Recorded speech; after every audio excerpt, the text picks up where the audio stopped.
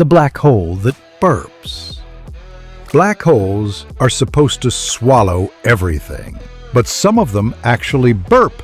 This happens at the center of galaxy MS 0735.6 plus 7421, where the supermassive black hole shoots out jets of hot gas every few million years. These burps release energy equal to 2 million billion suns and create gas bubbles 600,000 light-years across, 6 times the size of the Milky Way.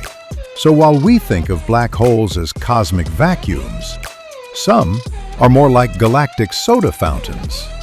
And the next time it burps, it could reshape its entire galaxy. Follow for more insane space facts.